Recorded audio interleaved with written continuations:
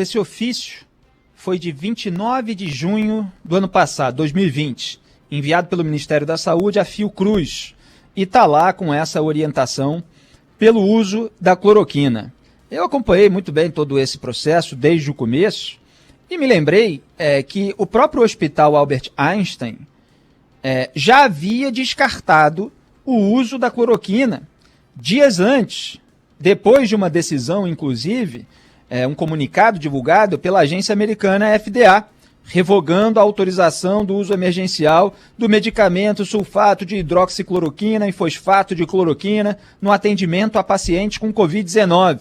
Isso deu até um ruído na época, porque o Elcio Franco, do Ministério da Saúde, disse que o Hospital Albert Einstein havia recuado e o Hospital Albert Einstein, procurado pela imprensa, desmentiu o Ministério da Saúde, dizendo que realmente havia retirado a cloroquina do seu protocolo depois do alerta das autoridades americanas. Então, tudo isso já era o cenário internacional sendo aplicado pelas autoridades médicas no Brasil e o governo Bolsonaro andando na contramão, quando aquilo já não era recomendável, simplesmente para legitimar a narrativa de um presidente que, em vez de recuar diante da sua fantasia inicial, porque a fantasia era dele, não era da imprensa, que ele falava, é muito mais fantasia a questão do coronavírus, tem um vídeo dele falando isso.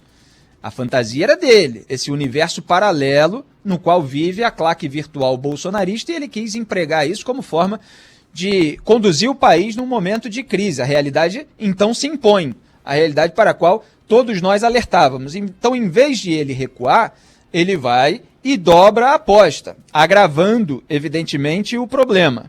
Então não é só, repito aquilo que eu disse na introdução, a retórica dele em todas essas declarações que resultaram em vídeo, que estão disponíveis, estão sendo compilados aí nas redes sociais, serão durante a campanha eleitoral de 2022, se Jair Bolsonaro, evidentemente, for um candidato, se não tiver sido afastado até lá, se não tiverem sido afastados seus direitos políticos, tudo isso vai ser usado, evidentemente, contra ele, e deve ser, porque é a realidade.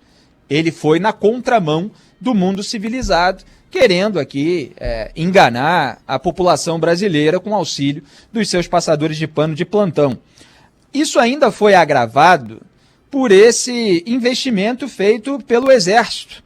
A unidade favorecida foi o Laboratório Químico Farmacêutico do Exército, que produziu 3.200.000 comprimidos de cloroquina para atender à vontade do presidente Jair Bolsonaro. O Exército gastou, pelo menos, R$1.100.000 em recursos públicos com essa empreitada.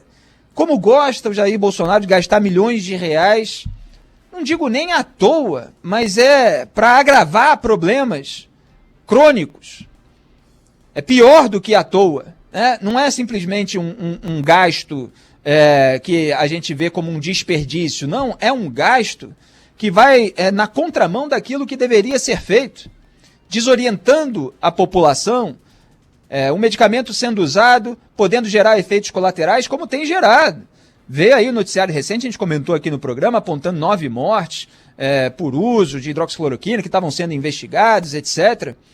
Então, é gravíssimo. O hospital mesmo, quando retirou do protocolo, apontou que qualquer eventual benefício não valia os riscos que o medicamento trazia de efeitos colaterais para a saúde dos pacientes. Então, houve esse gasto aí, mais um gasto milionário de dinheiro público, além, evidentemente, dos R$2.400.000 que Jair Bolsonaro gastou nas suas férias. Está lá, aliás, o perfil no Twitter desmentindo o Bolsonaro, compilando o vídeo para negar, fazer um parênteses aqui, porque eu comentei isso ontem, e é tudo gasto público, né?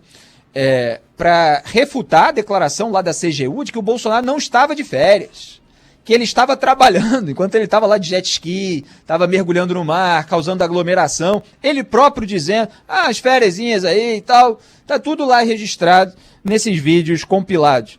Muito bem, então o Exército também torrou dinheiro, dado que o Jair Bolsonaro determinou ao então ministro da Defesa, o general Fernando Azevedo e Silva, o aumento da fabricação dessa droga. Foram 2 dias depois né, é que essas atitudes por parte do Exército de viabilizar os recursos públicos para ampliação da produção de cloroquina, que isso aconteceu, né? O Jair Bolsonaro então determinou, 2 dias depois o Exército foi lá e fez. Então o presidente manda, o Exército destrava esses recursos públicos para um medicamento que hoje é comprovadamente ineficaz. Hoje não, há muito tempo já, né? E isso vinha sendo apontado já naquela época. Além disso, eu citei aqui no programa, semanas atrás, uma empresa de Minas Gerais vendeu a esse laboratório do Exército ao menos 2 lotes dos insumos importados para a fabricação de cloroquina por um valor 167% mais alto do que ela mesma tinha cobrado em venda à mesma instituição 2 meses antes. Foi uma reportagem da CNN recente.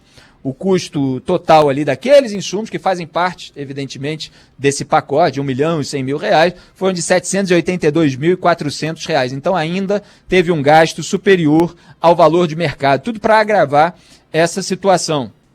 Agora, para piorar ainda, o relatório do TCU, a gente tem falado, Tribunal de Contas da União, que está apontando aí todas essas sabotagens do governo federal no combate à pandemia, o combate que deveria fazer e não fez ao contrário.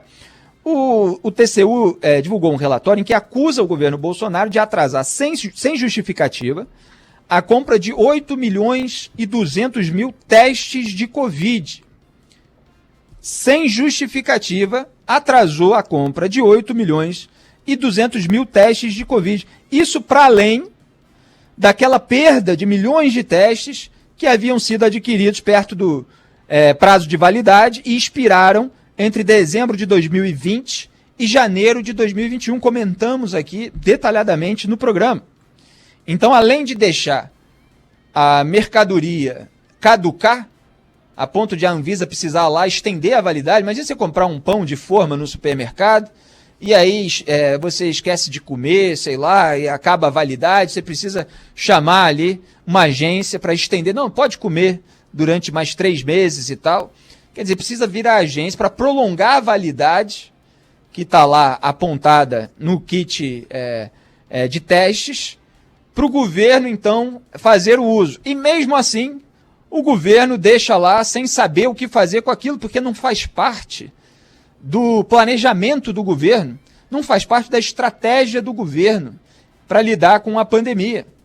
Os testes são fundamentais e foram utilizados em todo o mundo civilizado. Havia uma série de tipos de monitoramento, de rastreamento de contatos, aviso por meio de aplicativo, de celular. Os governos na Europa, Israel, todos tomaram uma série de atitudes nesse sentido. Então você disponibiliza o máximo de kit de testes possíveis, as pessoas são testadas, dá positivo, dá negativo. Deu positivo, isola aquela pessoa, rastreia quais foram os últimos contatos dela. Quem teve proximidade se isola também, testa. Deu negativo, pronto, volta a desempenhar as suas atividades com os devidos cuidados sanitários, sem necessidade de um isolamento total, desde que mantenha distanciamento, que use máscara, etc. Deu positivo, fica mais isolado ainda como aquele contato inicial. E assim você vai evitando a propagação do vírus. Cadê que isso foi feito no Brasil? Isso no máximo é feito aí no clube de futebol, como eu estava falando outro dia com o Fábio França. Isso como é feito lá nos Estados Unidos, de uma forma muito mais rigorosa, para evitar justamente a propagação do vírus, mas não era essa a estratégia do governo. A estratégia 70% vai ser contaminado mesmo, tem que ser imunidade de rebanho, vamos deixar isso aí e tocar a vida, enfrentar de peito aberto, se não é frouxo, se não é maricas, etc. E aí morrem mais de 350 mil pessoas, com uma projeção de morrerem mais de 500 mil pessoas. E aí? Na cabeça do presidente, aqueles mortos que seriam no máximo 800, não votariam em 2022. Aí eu falo de acordo com a visão do presidente a partir das suas ações. Na minha análise, eu falo, presidente, então, a partir do pressuposto que morto não vota, vamos tratar aqui de lidar com a economia.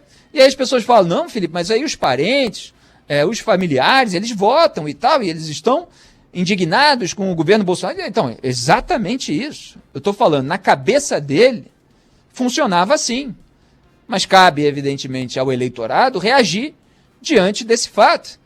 Quer dizer, os mortos, num sentido metafórico, eles podem votar pelas mãos dos vivos, aqueles que ficam indignados com um governo que deixou a população, essa que faleceu, morrer sem oferecer para ela a vacina. E nós vamos falar do caso da Pfizer, principalmente em maiores detalhes hoje, porque o governo está correndo atrás. Então é o governo que não atira a boia quando uma parcela da população está afundando, se afogando.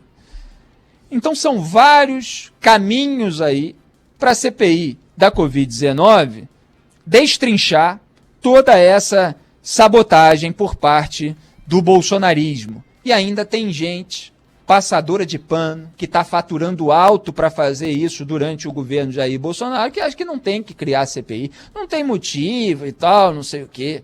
É brincadeira, está aí relatório do TCU, está aí tudo que a gente viu o presidente falar. Não pode acontecer esse tipo de coisa, a população ficar presa no próprio país, né? Que essa é a situação dos brasileiros nesse momento. São poucos os países que recebem os brasileiros. Os brasileiros não podem entrar em países tão importantes, tão avançados no mundo. Tem gente aqui, a gente estava falando no programa local que eu faço, Jornal Band News Rio, primeira edição, de pessoas que ganharam bolsa, pessoas que estudam, têm dificuldade, vêm de uma faixa de renda mais baixa, ganham bolsa nos Estados Unidos e tal, e enfrentam toda uma problemática porque os Estados Unidos não aceitam a chegada dos brasileiros. Então tem que passar por todo um processo burocrático, tem que ver como é que vai resolver essa situação. A gente não pode entrar em vários países da Europa. A França, outro dia, suspendeu os voos entre Brasil e França com risada no parlamento francês. De ironia à situação do Brasil em razão da adoção justamente da hidroxicloroquina, que é essa pauta aqui no primeiro bloco do Salve Salve Band News. Então o primeiro-ministro ridicularizou um sujeito que estava ali presente no parlamento e que havia lá atrás, em março de 2020, não agora, indicado ao governo francês que adotasse a hidroxicloroquina, porque teve um médico que veio de lá, né, com essa ideia que foi aqui assimilada pelo bolsonarismo dessa maneira completamente aloprada. Lá os franceses filtraram aquilo, testaram no começo, viram que não funcionava, seguiram os estudos internacionais e o governo francês não adotou essa estratégia. Era exatamente aquilo que o primeiro-ministro estava falando naquela sessão do parlamento. E aí ele fala assim, sabe qual país que adotou a hidroxicloroquina? O Brasil. Aí todo mundo começa a rir, porque todo mundo sabe, pelo noticiário internacional, que o Brasil está vivendo uma tragédia sanitária com mais de 350 mil mortes e um presidente aloprado, que está lá brandindo o envelope a embalagem da hidroxicloroquina na frente da população e até para as emas do Palácio do Planalto. É para rir, né? Eles estão lá longe, estão lá lidando de uma maneira melhor com isso tudo. Então o Brasil virou motivo de chacota internacional porque virou um pária mundial.